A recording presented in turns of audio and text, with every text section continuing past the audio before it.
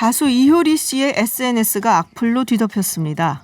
한 예능 프로그램에 출연 중인 이효리 씨가 요새 유행하는 부캐의 이름을 짓는 과정에서 글로벌하게 중국 이름으로 마오가 어떠냐고 했다가 봉변을 당하고 있는 건데요. 이효리 씨의 SNS에 악플을 다는 이들은 대체로 중국인입니다. 중국의 마오쩌둥 주석의 성을 함부로 사용하며 모욕했다는 건데요. 해당 예능 프로그램은 유료 서비스에서는 그 부분을 편집하고 또 사과의 뉘앙스를 담은 전문을 발표했습니다. 꼭 그렇게까지 해야 했을까 싶기도 한데 중국 머니파워에 약한 연예계라 그랬겠거니 생각합니다. 덕분에 마오쩌둥에 대해 다시 생각해봤습니다. 1958년부터 4년간 대약진 운동을 펼쳤다가 수많은 중국인들이 기아와 고통 속에 사망했죠. 적게는 3천만 명, 많게는 4,500만 명이라 어림잡고 있습니다. 이후에는 문화혁명과 홍위병이라는 최악의 정치 집단을 통해 자신의 뜻과 다른 대중이나 지식인을 탄압하고 고문하고 살해했습니다. 이런 질문 자체가 처참하지만 히틀러, 스탈린, 마오쩌둥 중 가장 많은 사람을 죽인 독재자는 누구냐고 물으신다면 기록상으로 단연코 마오쩌둥입니다. 중국에서는 마오라는 성을 아예 쓰지 못하는 것도 아닐 텐데 중국을 건국한 존경하는 주석의 성을 한국의 연예인이 사용해서 기분이 나쁘다는 것일까요? 그런 불문율은 중국에서나 찾았으면 합니다. 어제부터 사회적 거리두기가 전국으로 2단계 확대 적용되면서 많은 분들이 긴장하고 계실 것 같은데요. 세계가 지쳐있다라고 해도 될 만큼 좀처럼 끝나지 않는 코로나19와의 사투, 끝이 보이지 않는 것 같습니다.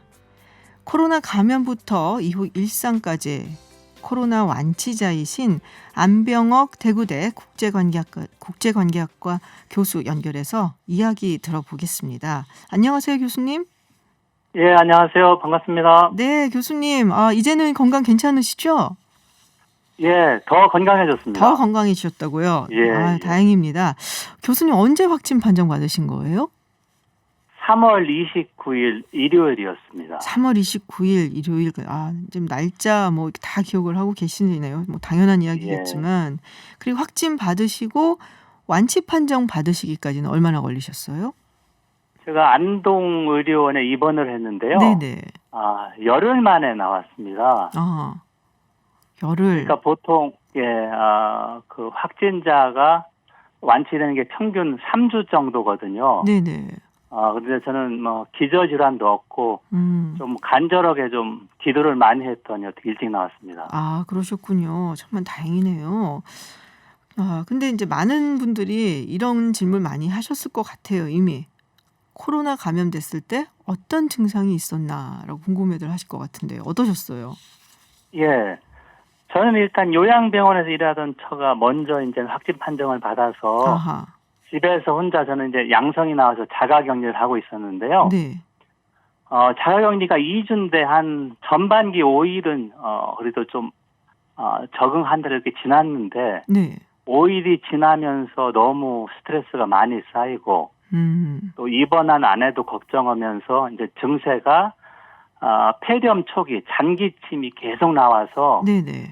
말을 못할 정도가 됐거든요. 그래서 처음에는 별거 아니겠지 하다가 이거 안 되겠다 해서 바로 보건소에 전화를 해서 보건소 의료진들이 와서 검사를 해서 다시 양성이 나온 거죠. 그렇군요. 이 마른 기침을 많이 한다고 하더니 교수님도 그런 증상이 있으셨군요. 그렇습니다. 그렇구나. 폐렴의 어떤 초기 증상과 굉장히 비슷하다. 예. 치유 과정은 어땠었나요? 예, 안동의료원에 제가 5인 병실에 있었는데요. 네네. 일단 폐렴을 치료하는 그런 항생제를 매일 복용했고, 네. 그다음에 한 2, 3일에 한 번씩 엑스레이를 찍으면서 그 폐가 괜찮은지를 검사를 했고요. 네. 일주일에 한 번씩은 항상 항생제 비슷한 그 면역력 강화하는 주사를 맞았습니다. 그렇구나. 교수님 제가 사실은 잘 알잖아요. 교수님을. 그래서 항상 운동도 많이 하시고 등산도 많이 하시고 그래서 원체 그래도 좀 건강하셨던 분이셔서 그래도 조금 이제 다른 분들에 비해 상대적으로 너무 어렵지 않게 이제 지내셨던 게 아닌가라는 생각도 좀 들기는 해요. 건강하시잖아요, 워낙에. 예. 저는 뭐 하루에 적어도 10,000보 정도 네. 걸었고요. 네네. 등산을 좋아하고 제가 일단 코로나로 병원 입원했다 보니까 아는 지인들이 전화해서 다른 사람 다 걸려도 너는 안 걸릴 줄 알았는데 어떻게 걸리냐 이렇게 아. 물어보더라고요. 그래서 이제 제가 느낀 게 이 바이러스가 참 간특하다. 음. 그러니까 초창기 제가 음성 받고 건강했을 때는 침투를 못했지 않습니까? 네네. 그러다가 제가 약하면서 바로 이제 들어온 거거든요. 이렇게 보면은 음. 이 바이러스는 그 약한 고리를 파고든다. 그거를 좀 느꼈습니다. 그렇군요. 아 인제 그래도 증상이 뭐 입원하신 중에 악화되지는 않고 약을 드시고 그래서 뭐 치료가 빨리 되셔서 일상으로 돌아오셨는데 아 퇴원하시고 정말 이렇게 좀 안심이 됐던 순간 '아 진짜 일상으로 돌아왔구나.' 했던 때는 언제셨어요? 예, 일단 태어난 후에도 2주간은 자발적인 자가격리를 해야 되고요. 네네. 증세가 있으면 바로 이 보건소에 알려야 됩니다. 그래서 이제 음. 저는 조심하느라고 아침 일찍 아니면 밤늦게 마스크를 쓰고 네네. 바로 앞에가 이제 금호강이거든요. 네네. 제가 매일 걸었던 그 음. 금호강을 걷고 들판을 걷는데 새소리를 제가 들었습니다. 새소리. 예, 매일 듣던 새소리인데 제가 한 3주 정도 못 들었지 않습니까? 네네. 그거를 들으면서 조금 뭐 한 얘기지만 제가 눈물이 왈칵 났거든요. 어. 야, 이게 이제 내가 다시 돌아왔구나. 네네. 그동안에 우리가 이제 일상생활 하면서 뭐 따분하고 실증도 나고 할 그런 경우가 많이 있을 텐데, 음. 3주간 만나고 싶은 친구도 만나지 못했고, 고립되고, 전화통화는 할 수 있었지만, 어떻게 보면 저하고의 싸움이었었거든요. 네. 그거에서 벗어나서 이제 그래도, 마음대로 걷고 싶을 때 걷고, 이 새소리를 바로 들을 수 있다는 거, 그거를 좀 제가 봤을 때, 네. 너무 참 다행이다. 아하. 이제 일상으로 돌아왔구나. 참 일상이 이렇게 소중했구나. 그런 걸 느꼈죠. 그렇군요. 후유증 같은 거는 없으셨어요? 뭐 한간에는 이제 굉장히 심한 후유증으로 아직도 고생 중이다 이런 분들도 계시던데요. 예. 일단 태어나고 2주 정도는 저도 가슴이 가끔 답답하고 그런 게 있었거든요. 네네. 그래서 이게 후유증 아닌가, 후유증 많이 얘기해서 좀 걱정을 했었는데요. 2주 지난 다음부터는 그런 게 다행스럽게 없어졌습니다. 아. 그래서 지금까지는 괜찮습니다. 다행스럽게도. 네네. 근데 좀 조심은 하려고 하고 있습니다. 그렇군요. 아 인제 '코로나 앓고 왔다. 그리고 뭐 완치가 되어서 왔다.' 했는데 주변에서는 그런 이야기하면은 뭐라고 하나요? 제가 이 인터뷰에 응하고 또 네. 수기도 썼던 이유가 네네. 아직도 사람들이 코로나 완치에 대한 선입견이 있다는 걸 느꼈거든요. 완치가 됐는데요? 예. 어. 서울에서 고등학교 친한 동창들 몇 명을 만난 적이 있습니다. 네네. 이 친구들은 제가 코로나에 걸렸다가 완치돼서 혈장 기증까지 했다고 하니까 일단 농담으로 듣다가 얼굴색이 변하면서 자기들이 위험한 것이 아니다 이런 얘기를 하더라고요. 완치가 됐는데? 예, 제가 네네. 완치됐으니까 어떻게 보면 제일 건강하고 네. 또 치료제 혈장까지 기증했으니까 국가가 공연하는 그 항체 보유자 아니겠습니까? 네네. 근데 그 친구들 반응이 농담인지 진담인지 제가 구분할 수 있는데 첫 반응이 어떻게 보면 좀 일상적인 평균적인 반응이라고 생각됐거든요. 네. 확진자고 완치됐지만 그래도 뭐가 남아있지 않는, 예를 들면 또 아하. 재확진자가 발생했었기 때문에 네네네. 그런 여러 가지 우려 섞인 목소리라고 생각합니다. 그렇군요. 쪼금은 상처받으셨을 것 같아요. 네. 괜찮았습니다. 예, 예. 예. 방금 전 말씀하셨던 것처럼 혈장 공여를 하셨다고 하셨잖아요. 예. 네. 이건 어떻게 하게 되신 거예요? 예, 6월 중순에 이제 국가에서 한 200명 정도 완치자 대상으로 혈장을 모아서 그거로 이제 치료제를 만든다는 그 보도를 봤거든요. 네네. 근데 아직 호응이 아주 낮다. 그러니까 시간도 많이 걸릴 뿐더러 드러내기 꺼려하는 분이 많으니까 아하. 그런 걸 제가 보고 바로 이 대구의 세계병원에서 네. 그 환자를 모집했거든요. 네네. 혈장 공여자를. 그래서 바로 연락해서 병원 2번 정도 방문해서 항체가 어느 정도 형성됐나 보고 다음에 이제 항체 505cc를 기증했습니다. 아하. 그러면 인제 그렇게 되면 치료제나 백신 뭐 연구하는 데 도움이 되겠군요.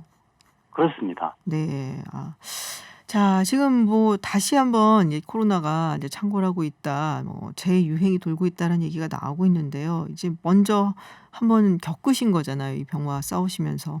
지금 예. 상황을 보시면서 우리 뭐 청취자분들이라든지 또 하시고 싶은 말씀 있으실 것 같은데요. 마지막으로 좀 부탁드릴게요. 예, 일단 예방, 그러니까 네. 마스크 잘 쓰고 방역수칙 제일 지키는 게 제일 좋다고 중요하다고 생각하고요. 네. 설령 걸리더라도 꼭 좀 마찬가지로 방역수칙을 좀 잘 지켜서 네. 만약에 제가 저 때문에 다른 사람이 감염됐다면 저도 많이 괴로웠을 테지만 다행스럽게 저 때문에 감염된 사람이 없었거든요. 네. 그래서 이제 정치적에는 많이 다를 수 있겠지만 어르신들이 자식이나 손자한테 이 감염을 시켜서는 안 되지 않겠냐, 저는 꼭 그렇게 생각하거든요. 네네. 그래서 이제 방역수칙 잘 지키고 꼭 마스크하고 좀 조심하고 예방하는 게 최고라고 생각합니다. 네, 알겠습니다. 네, 말씀 여기까지 듣겠습니다. 고생 많으셨고요. 네, 오늘 말씀 고맙습니다. 감사합니다. 네, 지금까지 코로나 완치자이신 안병옥 대구대 국제관계학과 교수와 이야기 나눴습니다. 네, 여론조사계 훈남 3인방 나오셨습니다. 이택수 리얼미터 대표, 윤희웅 오피니언 라이브 여론분석센터장, 그리고 배종찬 인사이트 K 연구소장과 함께합니다. 어서 오세요. 안녕하십니까.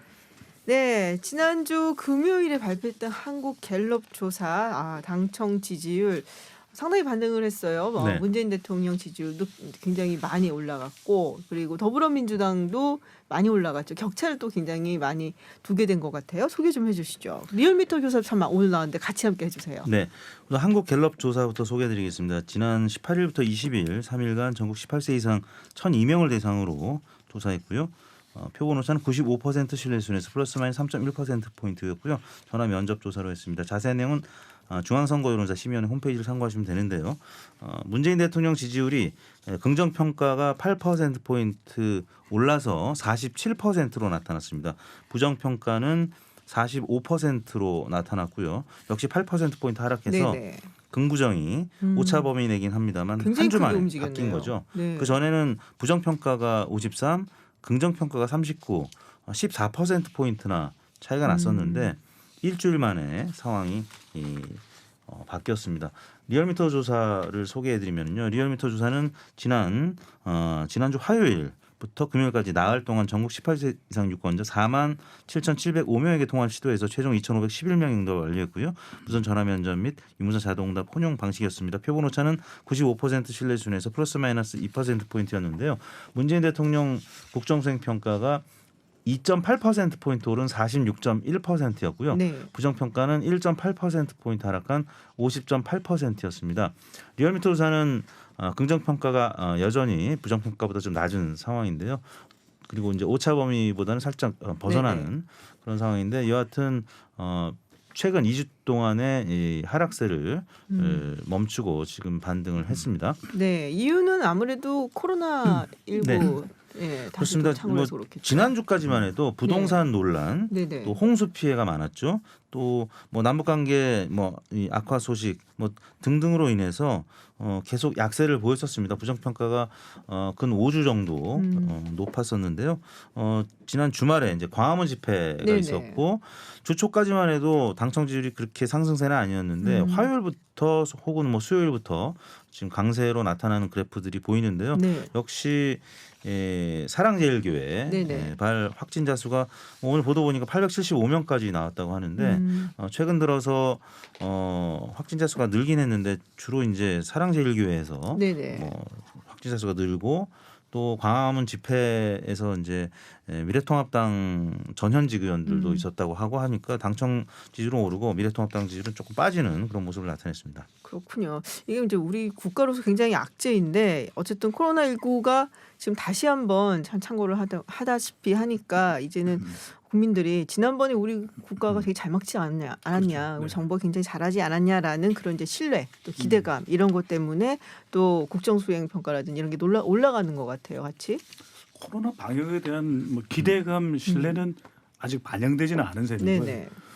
지금 한국 갤럽 조사에도 긍정이 상당히 굉장히 많이 올랐죠. 많은 폭으로 올라가고 리얼미터 조사에서도 이제 긍정이 올라갔거든요. 근데 내용을 들여다보면은 무엇보다도 지지층들이 결집하는 모습이에요. 특히 이제 정당 지지율 같은 경우에는 서울에서의 지지율이 변하고 있거든요. 그러니까 광화문 집회가 있었던 현장이 서울이고 네. 이전에는 부동산 정책이 가장 큰 아하. 영향을 줬거든요. 그러니까 첫 번째로는 국면 전환입니다. 네, 국면 전환. 이슈가 지난 시간에도 말씀드렸듯이 일종의 프레임 현상이거든요. 부동산 정책에서 갇혀서 빠져나오지 못했던 것이 코로나19 광화문 집회가 원인이 된 것입니다.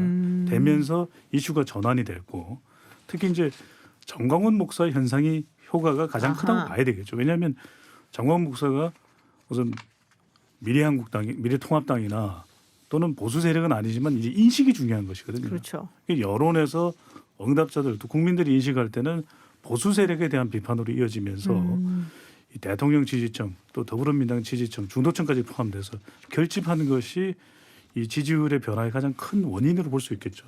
그렇군요. 자, 지금 다시 한번 2차 재난지원금 지급 이야기가 나오고 있어요. 아직 뭐 결정된 건 없습니다만은 뭐 일단은 이제 보류하기로 했는데 누구한테 얼마만큼 어느 정도 범위로 지급을 해야 되는가 이 부분에 대해서도 여러 가지 이야기가 있고 좀 이견이 있는 것 같습니다. 뭐 1차 때와는 상황이 조금 다른 것 같고요. 네. 뭐 통합당 측에서는 이제 저소득층에 우선 지급하자 뭐 반대를 하고 있는 상황은 아니에요. 자, 여론은 어떨지 궁금한데 윤영 센터장님. 이게 이제 4월에 있었을 때는 그 지급하는 것이 옳으냐 그러냐에 네. 대한 논쟁들이 있었고 그렇지만 지급하기로 합의가 됐을 때 여당 지지율 또 대통령 국정수행 평가의 긍정평가 비율들 상당히 이제 의미 있게 상승하는 흐름들 보여줬거든요. 네네. 그래서 아마도 이제 이번에 뭐 코로나 지금 19 방역과 관련해서 연장선상에 있는 것이기 때문에 저는 이제 여권에는 우호적으로 작용할 사안인 것은 또 학습했던 것을 봤을 때는 틀림없어 보이고 이것이 이제 또 그렇지만 논란이 있지 않겠냐라고 하는 시각이 있는데 일단은 제가 봤을 때는 각 정당이 지향하는 노선에 따라서 이것이 보편적으로 하는 것이 좋은지 선별적으로 하는 것이 좋은지 이제 논란은 있을 수 있는데 이전에 비해서만큼은 논란이 크지 않을 가능성도 있다고 보여요. 왜냐하면 이전에는 지급하냐 마냐 여부에 대한 논쟁들이 있던 단계잖아요. 근데 네. 지금 보면 범위에 대한 논쟁인 것이지 지급 여부에 대한 논쟁은 사실은 지금 있지 않은 거라고 할 수 있는 것이거든요. 그런 면에서 보자면 정치적으로 그 범위를 이제 타협을 하면 되는 것이니까 저는 제가 봤을 때 논란이 의외로 아하. 크지 않을 가능성은 있다고 보이고 그래서 지난번에 정부 여당의 이런 상승하는 지표를 확인한 야당으로서도 뭐 이것이 이제 반대할 수 없는 사안이기 때문에 오히려 이제 선수를 치면서 이제 먼저 안을 제시하기도 한 것인데요. 그래서 일단은 뭐 여당으로서는 이제 지금 이제 이것이 네네. 정치적으로 활용할 것은 아니지만 뭐 다소간 이제 지금 정부 여당이 약간 침체돼 있거나 지금 공공한 상황에 처해 있는 것을 좀 회복할 수 있는 그런 계기로 작용할 수도 있는 사안이라고 할 수 있을 것 같습니다. 국면 전환이라고 아까 얘기를 하셨잖아요. 그러니까 네. 일종의 이제 코로나 국면이 된 셈인데 정광훈 목사 이야기를 하셔서 말인데 그렇다면은 지금 미래통합당 입장에서는 이 정광훈 목사를 중심으로 한 태극기 부대, 뭐 우리가 손절이라고 이야기를 해야 되나요? 이들하고 손절을 해야 된다는 목소리가 더 나오지 않을까요? 그간 안에 있던 좀 강성 지지자들도 네. 이 현상을 보면은 지금 잘 나가다가 어떻게 보면 꺾인 거니까 네. 이 현상을 보면은 좀 다른 생각을 하지도 않을까 싶은데 어떻습니까? 그렇습니다. 정광훈 목사 관련한 기사가 나오면 나올수록 그동안에 미래통합당 지지율이 안 올랐던 이유가 네. 비호감도가 너무 높아서 그렇다는 보도들이 있었는데요.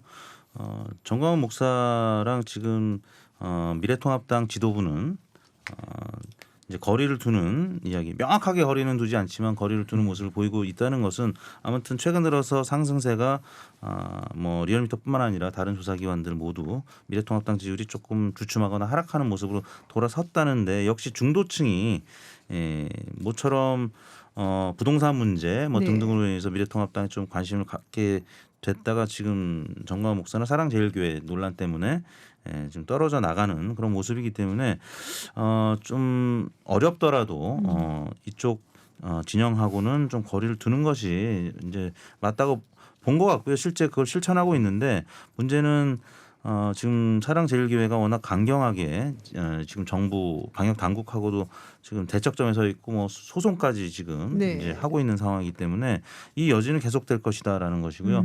그리고 당내에서 뭐 여전히 뭐 전직 의원들이긴 합니다만 광복절 집회에 나가신 분들도 있고 또 일부는 확진이 됐고 계속적으로 유튜브로 방송을 하고 있기 때문에 여진이 계속 이어지고 있는 것 같습니다. 그렇군요. 정광훈 목사가 훨씬 더 많은 관심을 앗아간다는 것이 이제 우선적으로도 미래통합당은 큰 문제죠. 그러니까 지난주에 한 주 동안 이제 소셜 매트릭스 인사이트 빅데이터 분석을 해보면 김종인 비대위원장도 호남 등 활동을 많이 했거든요.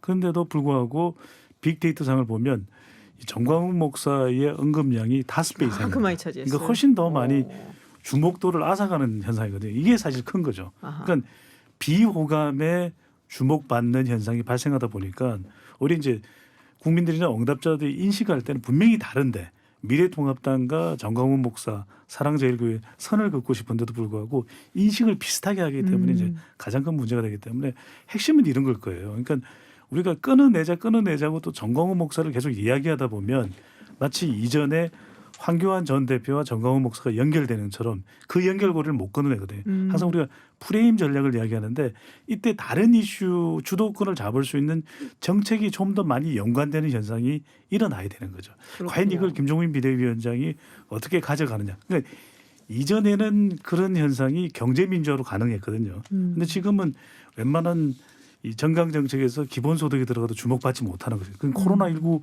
국면이기 때문인데 과연 어떤 카드를 김종인 비대위원장은 내놓을까? 사실 이게 더 중요한 거죠. 코로나가 워낙에 이렇게 태풍처럼 다 몰아치는 그런 이슈이기 때문에 다른 게 뭐를 다른 이슈로 해갖고 이걸 덮기가 쉽지는 않아요. 쉽지는 않아 보이거든요. 우리 예전에 그 햄버거 있잖아요 사건. 네네. 그 미국의 한 햄버거 가게에서 뭐 쥐고기를 사용한다고. 패티, 그죠? 예. 네. 그래서 굉장히 안 좋은 소문이 났었는데 그거를 아니라고 아무리 얘기를 해봤자 자꾸 얘기를 하면 할수록 생각이 나는 거잖아요. 아, 배 소장은 햄버거 많이 먹었는데. 아니래요. 그건 네, 헛소문인데. 헛소문이죠. 그래서 이제 그 햄버거 회사에서 했던 게 우리 여기 오면은 햄버거 얘기는 꺼내지도 않고 프렌치 프라이라든지 밀크쉐이크라든지 다른 이야기를 해서 그거를 이슈를 덮었다라는 얘기가 있는데 코로나 같은 경우에 지금 뭐 대한민국이 어떤 뭐 정말 블랙홀이라고 해야 되나요? 네, 블랙홀 이슈이기 때문에 굉장히 좀 힘들 것 같다. 다른 이슈로 덮기에는 그런 생각이 좀 들긴 하네요. 근데 이택수 대표님 네. 저희 시간에 여러 번 이야기를 했는데 리얼미터 조사에서 네. 통합당 지지율이 많이 네. 나온다. 네. 높게 잡힌다. 그래서 네네. 통합당 지지자분들이야 뭐 좋겠고, 근데 더불어민주당 네. 지지자분들은 리얼미터 조사 왜 이러냐라고 네. 또 비판을 하시는 분들도 있다고 들었습니다. 지난주에 특히 그랬습니다. 네. 지난주에 통합당 지지율이 이번 주는 이제 다시 역전됐다고 말씀드렸지만 지난주에는 오차 범위 내에서 통합당 지지율이 살짝 민주당을 앞서는 그런 결과 나오다 보니까 특히 이제 민주당 지지층에서 리얼미터 조사 똑바로 해라 이런 댓글들이 많이 있었는데요. 저희가 리얼미터 TV를 자체 운영하면서 요거에 대한 설명을 드렸는데 실제 리얼미터가 통합당 지지율이 다른 기관에 비해서 높은 게 아니라 덜 낮은 겁니다. 왜냐하면 제1야당 지지율은 늘 여론조사에서 덜 잡히거든요. 그러다 보니까 지난 4월 총선 4개월 전 이야기인데 많이들 이제 잊으셨을 겁니다. 그때 지역구 득표율은 민주당이 49.9 그다음에 미래통합당이 42.5 8.4%포인트밖에 차이가 안 났어요. 의석은 많이 차이 났지만. 네네. 그런데 여론조사 기관들의 블랙아웃 직전에 여론조사를 보면은 리얼미터가 13%포인트 차이가 나서 가장 적었고요. 네네. 근데 실제는 8.4%포인트밖에 차이가 안 났거든요. 그리고 다른 조사 기관들 뭐 한국 갤럽을 포함해서 네.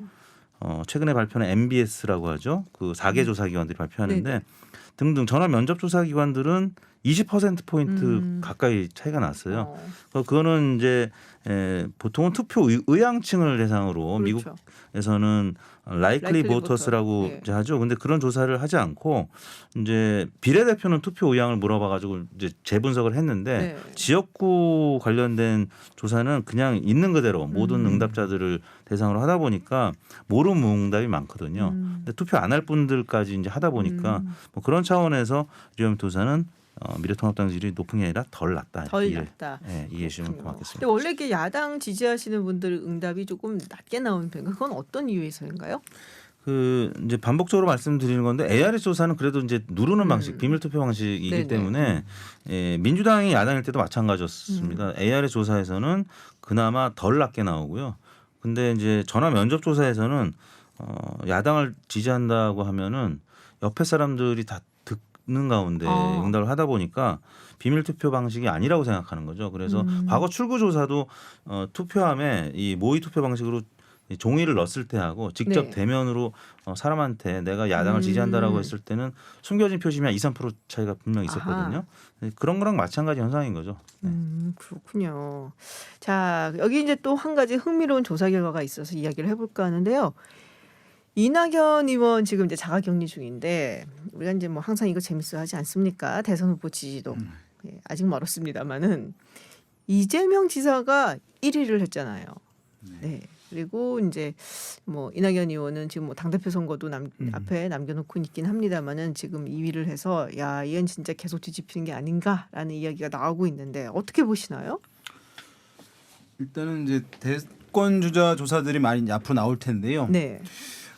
제가 쭉 이제 과거들을 보면은 대선 주자들의 지지도에서 중요한 것은 그 지지율의 높고 낮음보다도 그 지지층이 견고한지 여부가 훨씬 더 중요한 것 같습니다. 견고의 여부. 예, 왜냐하면 사람들이 나는 이 인물 아니면 다른 사람은 지지하지 않을 거야라고 하는 생각을 가지고 있는 어떤 적극적인 지지층 또는 배타적인 지지층이 네네네. 있으면 어떤 상황에서도 그 사람 지지율이 잘 안 떨어져요. 근데 상대적으로 뭐 이 사람 괜찮지라고 지지하게 되면 경쟁자들이 생겨나게 되면 그 지지 강도가 약한 후보의 지지율은 계속 다른 사람들로 옮겨갈 수밖에 네네네. 없는 거잖아요. 그런 면에서 최근에 일어났던 현상은 이재명 지사는 지지층이 상대적으로 견고하고 이낙연 의원의 지지층은 상대적으로 견고성이 이재명 지사보다는 낮은 상황에서 상대적으로 매우 높게 있다가 경쟁이 치열해지게 되면서 다른 후보들로 옮겨가는, 그래서 앞으로 이낙연 의원은 지금 남아있는 지지층을 얼마나 견고하게 본인만의 지지층, 다른 사람보다 나은 상대적 지지층이 아니라 절대적 지지층을 확보하느냐 여부가 그 지지율을 유지할 수 있는지 여부로 중요할 것으로 보이고. 그럼 당대표 선거에서 만약에 이겨서 네. 당대표가 되면은 좀 견고해질까요?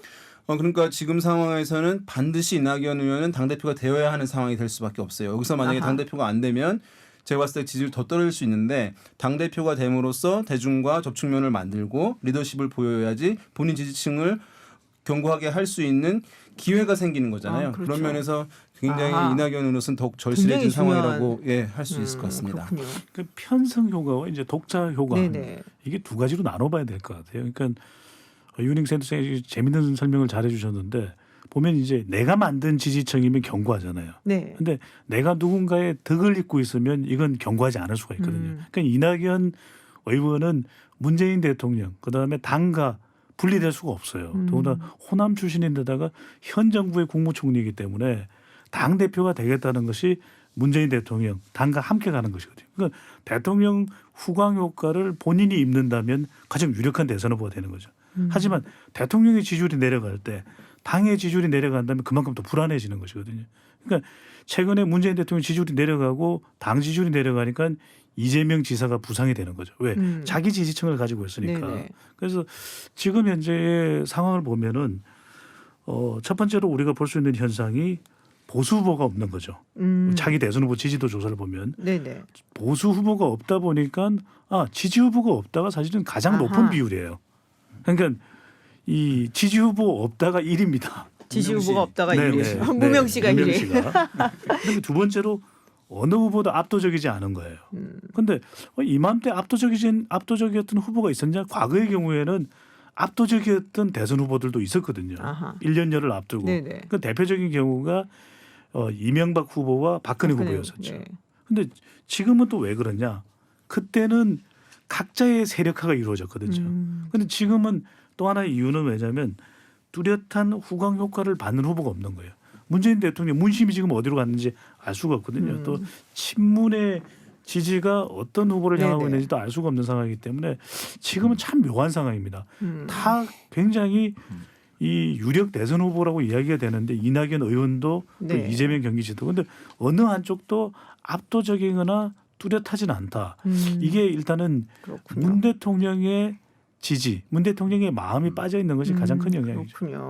지금 뭐 보수 측에 후보가 없기 때문에 지지하는 후보가 없다. 그러니까 무명시. 1위라고 무명씨가 1위라고 하셨는데 윤석열 검찰총장 같은 경우는 지금 본인의 이름을 빼달라고 대검 측에서 제안이 와서 부탁을 해서 지금 이름이 빠져 있어서 무명씨가 또 득을 입은 그런 케이스가 된 것 같습니다. 네. 여론계 훈남 3인방과 함께 해보는 시간이죠. 여론도사들 오늘 뭐 여러 가지 얘기 많이 나눠봤습니다. 코로나19부터 해서 당청 지지율 그리고 대선 후보 지지도까지 이야기 나눴습니다. 지금까지 배종찬 인사이트 K 연구소장, 윤희웅 오피니언 라이브 여론분석센터장 그리고 이택수 리얼미터 대표와 말씀 나눴습니다. 오늘 고맙습니다. 네, 감사합니다. 감사합니다. 고맙습니다. 네, 해외 뉴스 알아보는 서울타임즈 시간입니다. 전주현 캐스터와 함께합니다. 어서 오세요. 네, 안녕하세요. 네.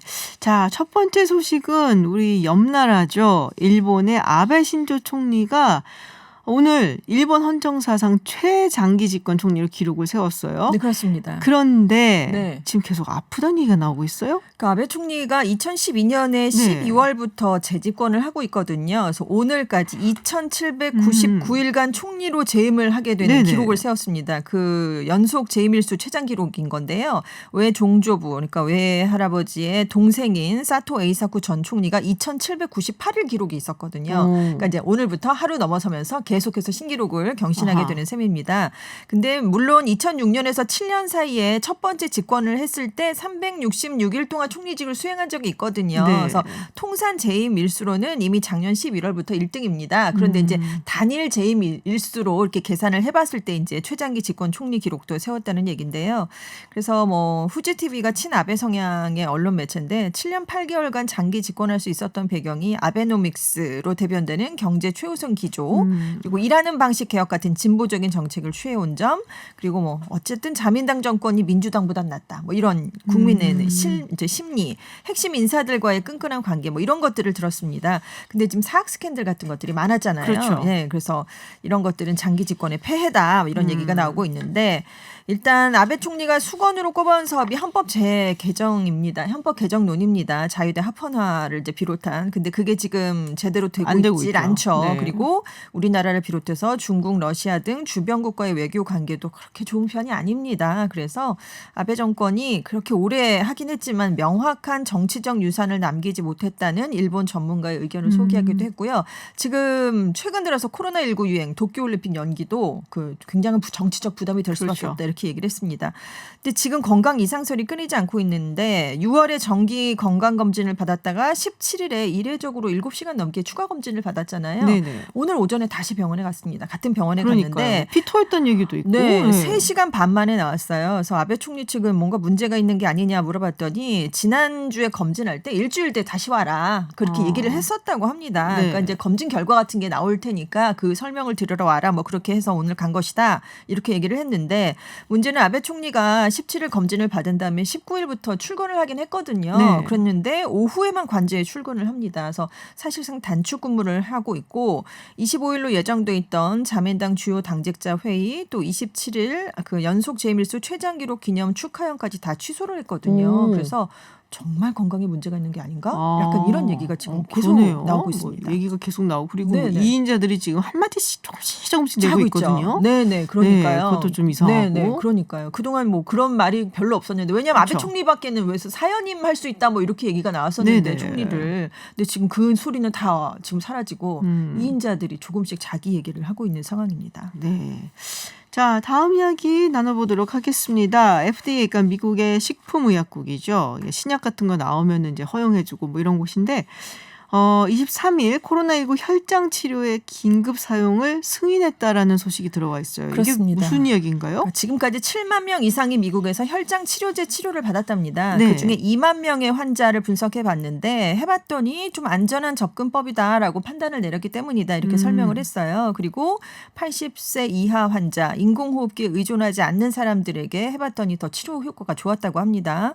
그래서 치료를 받고 한 달 뒤에 생존율이 혈장 치료를 받으면 35% 0.3%가 더 높았다는 건데요. 이게 바이러스에 감염이 됐다가 회복된 환자의 혈액 중에서 혈장에 포함된 네네. 항체를 투여하는 치료법입니다. 아하. 이번에 새로 나온 건 아니고요. 사스, 메르스, 에볼라 때도 다 네네. 사용이 됐던 그런 방법인데 이번에도 이제 해봤더니 효과가 좋았다. 뭐 이런 얘기를 한 거예요. 그래서 트럼프 대통령이 기자회견을 열어서 긴급 사용 승인 이제 소식을 발표하면서 역사적인 돌파구나. 꼭 자기가 해야 되죠. 꼭. 그러니까요. 그래서 이제 보건복지부 장관도 코로나19로부터 목숨을 구하려는 트럼프 대통령의 노력에 기념비적인 성취다. 뭐 이렇게 네. 거들었다. 뭐 이런 얘기가 함께 나오고 있는데 획기적인 돌파구는 아니지 않느냐 이런 비판이 지금 당장 나오고 있어요. 뭐 예전에도 했다면서요. 네, 이전에도 했고 강화된 무작위 임상시험 결과가 없답니다. 그게 없이 지금 긴급 사용 승인을 그래요? 하면 식품의약국의 신뢰도를 떨어뜨리는 게 아니냐라고 아. 이제 하버드대 국제보건연구소의 아시시 소장이 이렇게 지금 비판을 하기도 했고요. 그리고 뭐 근본적인 변화를 말씀드린 것처럼 가져오는 것도 아니고 아무튼 이렇게 해서 지금 결과 이 발표가 나온 시점이 더 주목을 받고 있는데 왜냐하면 공화당 전당대회 하루 앞에 이 얘기를 내놨거든요. 그래서 이게 지금 정치적인 의도가 지금 여기 들어가서 갑자기 혈장 치료 얘기가 나온 게 아닌가 뭐 이런 얘기와 함께 비판들이 또 이어지고 있습니다. 트럼프 대통령이 어떤 정치적인 네, 성과를 또 내세워야 되잖아요. 전당대회를 하면서 지금 나흘 동안 나온다는데 그래서 이 긴급 사용 승인은 이 트럼프 대통령이 그 전당대회 기간에 주요 성과로 내세우기 아주 좋은 소재가 아니냐 이렇게 얘기가 나오고 아니 그 있습니다. 얘기가 계속 나왔었어요. 그렇죠. 그러니까는 선거 전에 아마 네. 트럼프 대통령이 무슨 뭐 백신을 백신. 개발했다 네, 뭐 네. 이런 얘기 분명히 나올 거다. 그렇습니다. 그래서 지금 문우신 재무장관 메도스 백악관 비서실장이 지난달에 이제 민주당의 지도부를 만나서 미국에서 3상 시험을 거치지 않은 백신의 긴급 사용을 9월 말에 이르면 승인할 수 있다 이렇게 말을 했다라고 이런 얘기를 이제 소식통을 인용해서 뉴욕타임스가 보도를 러시아입니까? 했는데 삼상 임상 시험을 거치지 않았는데 그러니까요. 어떻게 발표를 해요? 당연히 민주당은 아니다. 우리는 그런 얘기를 한 적이 민주당이 아니라 공화당의 이제 네네. 메도스 백악관 비서실장 측은 우리는 그런 얘기를 한 적이 없다 이렇게 네네. 얘기를 하지만 아무튼 뉴욕타임스는 2명의 소식통을 인용해서 이렇게 보도를 했습니다. 말도 안 되는 얘기죠. 자, 근데 아까 얘기하셨던 것처럼 이제 공화당 전당대회가 열립니다. 네, 그렇습니다. 지난주에 민주당 전당대회 네네. 있었잖아요. 딱 일주일 뒤에 이제 24일부터 27일까지 공화당이 전당대회를 열게 됩니다. 뭐 이미 확정이 됐지만 트럼프 대통령을 대선 후보로 공식 선출하는 그런 자리가 되겠고요. 당초 노스캐롤라이나주 아니면 플로리다주에서 오프라인으로 대대적으로 이제 하고 싶어 했어요. 트럼프 네. 대통령은. 하지만 코로나19가 확산세가 심상치 않기 때문에 오프라인 행사는 대거 취소를 하고 좀 축소해서 지금 진행을 하게 됩니다. 26일에 펜스 부통령이 후보 수락 연설을 하고요. 27일에는 트럼프 대통령이 백악관에서 대선 후보 수락 연설을 하게 됩니다. 그게 네. 그러면 안 되거든요. 안 되죠. 백악관에서 하면 안 되거든요. 네. 현직 대통령이 이런 적이 단 한 번도 없어요. 없고요. 이렇게 이런 건물을 정부의 건물을 정치적인 의도로 이렇게 사용할 수는 없는 그런 법인데 한답니다. 근데 이제 멜라니아 여사도 당연히 찬조 연설에 나오는데 네네. 지금 멜라니아 여사가 최근에 백악관의 로즈 가든이라고요. 그 네, 인터뷰 많이 하는 많이 데를 하는 새 곳이죠. 단장했거든요. 근데 거기서 또 그 찬조 연설을 한답니다. 그러니까 부부가 다 백악관 내에서 지금 찬조 연설을 하는 거잖아요. 그 그래서 아들 딸들도 찬조 연설을 다 하던데. 나옵니다. 네, 네. 모든 자녀들이 거의 다 지금 총 출동을 하게 되고요. 폼페이오 국무장관도 하고 맥코널 상원 원내대표, 메카시 하원 원내대표 이렇게 유명한 사람들이 다 지지 연설에 나오게 될 것 같습니다. 그래서 네. 아무튼 보수층 표심을 좀 자극해 보겠다 이런 얘기가 나오고 있습니다. 원래 이게 그러니까 현직 대통령이 속해 있는 정당이 네. 호해해요. 네네. 전당대회를 관례적으로. 네. 그래서 요번에 이제 민주당이 먼저 한 거고 네. 공화당이 그래서 다음에 하는 거고요. 네네. 기억해 보시면 2016년도에 공화당이 먼저 했었어요. 왜냐하면 그렇군요. 당시 대통령 오바마 네, 대통령이고 네, 네. 민주당이니까 그래서 나중에 이제 민주당이 하게 되는데 그리고 이제 대체로 이렇게 전당대회가 있으면 전직 대통령 그 네. 정당의 전직 대통령들이 와서 축사를 해주죠. 그렇습니다. 이번에 민주당 전당대회 때 빌 클린턴 네네, 전 대통령 했었고 오바마 했었고. 대통령도 네네. 했었고요. 근데 이제 공화당 같은 경우는 지금 네. 생존에 있는 대통령 전직 대통령이 조지 W 부시 대통령밖에 없어요. 그렇습니다. 그 전에 대통령들은 다 지금 세상을 떴기 때문에 근데 이 조지 W 부시가 지지를 하지 않잖아요. 그렇죠. 트럼프 대통령을. 사이가 그렇게 좋은 편이 아니죠. 네. 그래서 네. 지금 이제 공화당 전당대회는 전직 대통령의 찬조 연설이 없다. 없습니다. 네. 유력한 그냥 그런 상황이고. 트럼프 대통령 파만 지금 하게 돼 네. 있고요. 재밌는 건 워낙은 이게 대선 후보면 마지막 날 화려하게 짠 하고 등장을 그렇죠. 마지막에 하는 거잖아요. 주인공은. 그렇죠. 근데 첫날부터 끝날까지 계속 나와요. 지난번에도 약간 그랬어요. 이렇게 막 뒤에서 막 조명 비추면서 이렇게 그러니까요. 쫙 네, 등장하고. 네, 그렇죠. 예. 그랬는데 아무튼 트럼프 대통령답습니다. 네. 네. 자, 마지막으로 짧게 캘리포니아 산불 사태 항상 산불이 나기는 하는데 이게 그렇습니다. 굉장히 또 심각한가 봐요. 보통 8월부터 11월까지 계속되는데 이번에는 네. 시즌 초반인데도 지금 피해가 커졌다는 게 지금 문제가 되고 있어요. 그래서 결국 트럼프 대통령이 23일에 캘리포니아주에 비상사태까지 선포를 했습니다. 지금 계속되고 있는 산불로 지금까지 100만 에이커 면적의 산림이 탔는데요. 이게 감이 안 오시죠? 서울시 면적의 6배 이상이 타버렸습니다. 아이고. 다 잿더미가 됐고요. 최소 6명 사망, 10만 명 이상의 주민들에게 대피령이 내려졌고요. 700여 채의 가옥과 건물들이 훼손이 됐습니다. 근데 진화율이 10%밖에 안 돼요. 왜냐하면 이 캘리포니아주 저희가 지난주에 전해드렸지만 40도를 넘는 고온의 날씨가 네네네. 계속되고 있으면서 폭염 때문에 이 불길이 더 맹렬하게 타오르고 있고요. 그리고 이번엔 번개 때문에 지금 산불이 많이 네, 10,000번 이상의 번개가 지금 굉장히 내리치고 있으면서 여기서 파이어 네이도라고요. 맞아요. 네, 폭염 회오리 폭염이 지금 아하. 지금 되게 거기서 불씨가 심각하군요. 상상을 초월할 정도로 멀리까지 이것 때문에 아. 퍼져 나가게 됩니다. 토네이도 같이 부는 아하. 거니까요. 불씨가 화염 회오리니까. 네. 그래서 이것 때문에 진화하는 게 굉장히 어려운 그런 상황이 돼버렸습니다. 아, 빨리 좀 진압이 잘 됐으면 네네. 좋겠습니다. 거기가 자연이 굉장히 좋은 곳인데. 그러니까요. 알겠습니다. 해외 뉴스 여기까지 듣겠습니다. 지금까지 전주현 외신캐스터였습니다. 오늘 고맙습니다. 네, 감사합니다. 미중 갈등이 고조되는 가운데 중국의 외교 정책을 총괄하는 양제츠 공산당 외교 담당 정치국원이 지난주 토요일 부산에서 서훈 국가안보실장과 6시간 가까이 회동을 가졌습니다. 아무래도 가장 큰 주제 시진핑 주석의 방한이겠죠. 한국외대 국제지역연구센터장 맡고 있는 강준영 교수 연결해서 이번 부산 회동에 대한 이야기 나눠보겠습니다. 안녕하세요, 교수님. 네, 안녕하세요.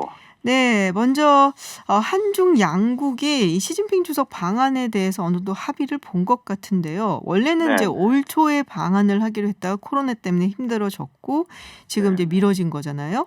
네, 구체적으로 언제 방안을 할지는 정해지지 않은 것 같아요. 네, 그렇습니다. 기본적으로 그 시 주석이 방한을 한다라는 것, 그리고 무엇보다도 한국을 코로나 사태 이후에 첫 번째 해외 방문국으로 하겠다라는 거, 이것만 나와 있는 거고요. 그 네. 앞에 이제 전제 조건이 붙었잖아요. 코로나가 좀 진정이 되면 네. 이런 표현이 있었고, 진전이 되면은 조기에 방한한다 이런 표현을 썼어요. 그런데 연내라는 표현은 없었고 한국은 또 그 부분을 굉장히 강조한 반면에 중국 네. 외교부 발표문에는 그 부분이 명확하게 나오지 않았습니다. 그러니까 큰 틀에서 그 시 주석의 방안 네. 이 부분이 사실은 윈윈하는 면이 없지 않아 있거든요. 한국은 연초부터 계속해서 시 주석 방안을 기다려왔었고 중국도 대외적으로 코로나를 잘 진압을 하고 이제 정상적인 외교 활동을 하는데 첫 번째 상대국으로서 초기 코로나 방역에 성공한 국가로 평가받는 네. 한국을 방문함으로써 이제 정상적인 활동을 하려고 그러는데 서로 윈윈하는 면이 있었는데 지금 코로나가 다시 그 확산되면서 그 부분에 대해서 양측이 모두 명확하게 네. 시기를 못 박을 수 없었던 것 같습니다. 그렇군요. 그러니까 코로나가 좀 진정이 되면이라는 전제 조건이 있고 그리고 연내라는 것은 이제 확신할 수가 없다라는 말씀이신 거잖아요. 네, 그렇습니다. 그 표현은 쓰지 않았습니다. 그렇군요. 네. 자, 지금 뭐 윈윈하는 것이다라고 말씀을 하셨는데요. 사실 중국이 지금 외교적으로 상당히 조금 힘든 상황 아닙니까? 코로나 네, 때문에. 네. 그런 의미에서 이제 우리 아까 한국의 이제 방안을 뭐 하는 것으로 이제 시작을 해서 외교력을 다시 넓혀가겠다라는 것 같은데요. 또 어떻게 보면은 한국이 또 시진핑 주석 방안이 어떻게 좀 부담스러울 수도 있지 않겠냐라는 얘기도 나오는데 어떻게 보십니까? 지금 상황은 매우 그런 상황이 됐죠. 네. 사실은 이제 연초에 방안을 할 때는 여러 가지 국내 정국의 현 정부 입장에서 그 효용성이 있었죠. 특히 시 주석이 방한을 한다는 것 자체는 기존의 사드 정국을 조금은 완화시킬 수 있고 어쨌든 그거를 기본 베이스로 깔아놓고 관계를 가는 거거든요. 네. 왜냐하면 사드를 갑자기 뭐 한국이 철수할 수도 없는 상황이니까 네네. 이제 그런 상황에서 한국이 좀 부담에서 벗어날 수 있다라는 면이 있었고 이제 중국 같은 경우는 한국이라는 국가는 전통적으로 이 한미일 삼각 안보 구조의 가장 약한 고리라고 중국이 생각을 하고 있거든요. 네. 그러니까 한국을 공략하게 되면 자연스럽게 이 한미 동맹도 그렇고 미일 동맹, 한일 관계 이런 거를 나름대로 좀 와해시킬 수 있겠다 이런 계산을 기본적으로 하지 않겠습니까? 네네. 그런 의미에서 이렇게 방안을 하면서 그 약한 고리를 좀 그 자신들 쪽으로 끌어오는 그런 생각을 했던 것 같아요. 그러다 보니 지금 미중 갈등 속에서 그다음에 한미 동맹 관계 속에서 남북 간의 대화도 지금 단절이 돼 있고 네. 북미 소통도 안 되고 있는 이 가운데 이 한국이 뭐 마치 중국 편을 드는 것처럼 인상을 주게 되면 미국한테 상당히 우리가 부담스럽거든요. 이제 그런 의미에서 한국 정부한테 상당히 부담이 될 수도 있다. 그리고 지금 보시면 알지만 우리가 상반기까지만 해도 빨리 왔으면 좋겠다라고 얘기를 하다가 그 이후에는 이제 중국이 세계적으로 코너에 몰리고 이러면서 네. 우리도 약간 이제 한 발 뒤로 뺐었는데 지금은 양재철 국무위원이 싱가포르 들렸다가 온 거란 말이죠. 다시 네네. 말씀드리면 요 좀 애매한 상황에 자신들의 말로는 중국에 있어서 미중 관계에 있어서 중립을 지켰던 나라들 이런 표현을 썼는데 어쨌든 그런 국가들을 찾아가면서 더 이상 한국에게는 미국으로 경사되지 말라는 네네. 그런 어떤 메시지를 주는 그런 방문이다.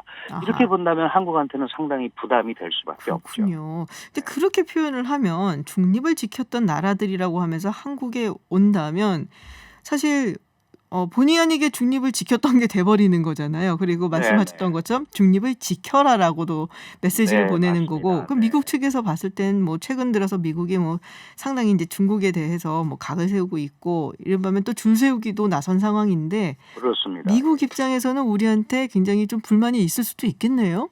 그렇죠.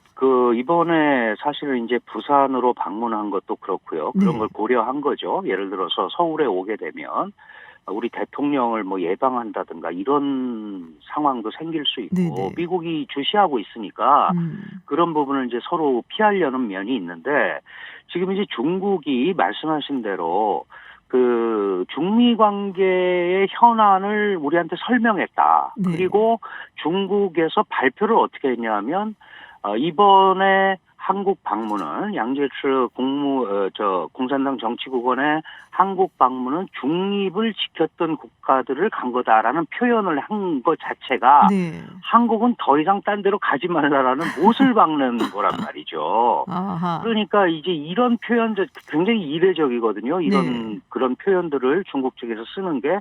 그리고 이번에도 중국이 미중 관계, 중미 관계에 있어서의 중국의 생각을 한국에 전달했다 이런 표현을 썼단 말이에요. 네. 결국은 외교에서 제3자 얘기는 사실 중국이 잘 안 하는데 이렇게 했다는 것 자체가 한국이 더 이상 미국 쪽으로 기울어지지 말라는 메시지를 주는 거고 그거를 우리가 예를 들어서 고지고대로 받아들이거나 그런 모습을 보여준다면 미국으로서는 굉장히 한국에 대해서 이 한국이 중국으로 경사되는 것 아니야라고 생각할 수 있는 또 빌미를 제공하는 거기 때문에 굉장히 어려운 지금 국면이었던 것 같습니다. 그렇군요. 뭐 그렇잖아도 요번에 이제 뭐 1대1로라든지 뭐 이런 이슈들을 다뤘다고 하는데 미국은 또 미국대로 이제 인도태평양 전략에 언제 한국이 뭐 군사적인 측면에서 참여를 할 것인지 명확히 밝히려는 압박을 시작을 한 것 같단 말이에요. 네, 그렇습니다. 네, 교수님, 우린 어떻게 해야 될까요? 정말 고민스럽죠. 네. 사실 혹자는 인도는 두 개 다 한다고 그랬는데 문제가 없지 않느냐. 인도하고 한국하고 상황이 다르잖아요. 네. 그리고 우리는 또 북한이라는 요인이 있습니다. 그래서 그 북한을 설득하고 북한과의 안정적인 관계를 가져가는 데는 중국의 역할이 굉장히 중요하다고 생각을 하고 있기 때문에 네네. 경제뿐만 아니라 그 실제로 지난번에 저는 개인적으로 그 개성 연락사무소 폭파했을 때 그 이후에 뭐 군사적 조치를 운운하다가 김정은이 그걸 안 한다고 그랬단 말이죠. 여기에는 상당히 그 중국의 입김이 들어갔을 거다. 더 이상 상황을 악화시키지 말아라. 네네. 그래서 그런 그 기본적인 흐름은 중국과 북한 간에 가지고 있다. 결국 이제 이렇게 본다면 그 우리가 뭐 중국 말을 안 들을 수도 없고 들을 수도 없고 미국도 마찬가지입니다. 다만 제가 강조하고 싶은 것은 지금 우리가 모든 이런 그 중국과 미국 사이에서 고민하는 것의 가장 핵심이 북한으로부터의 위협, 북핵 문제 이것 때문에 시작이 된 겁니다. 네. 그런데 이걸 이제 해결하기 위해서 판문점 선언도 했고 9.18 평양 방문해서 군사 합의도 하고 다 했습니다. 그런데 그거에 대해서 전혀 진전이 없는데 지금 이제 그 좀 더 쉽게 얘기하면 메인 디시는 전혀 얘기하지 않고 네.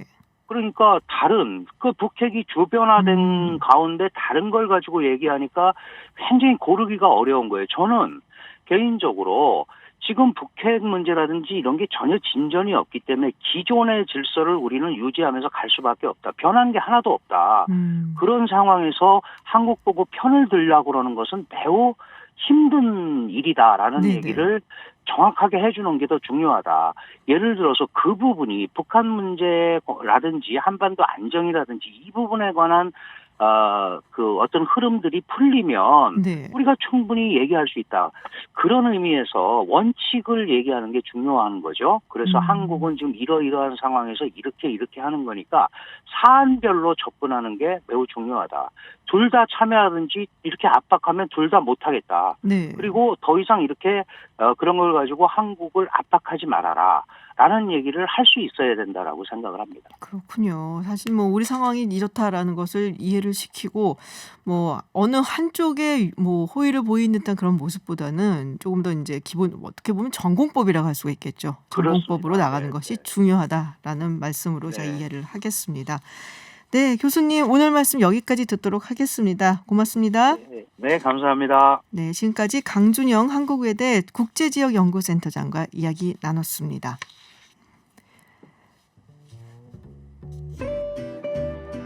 네, 김지윤의 이브닝쇼 오늘 준비한 내용은 여기까지입니다. 저는 내일도 6시 10분에 다시 찾아오겠습니다. 지금까지 김지윤이었습니다.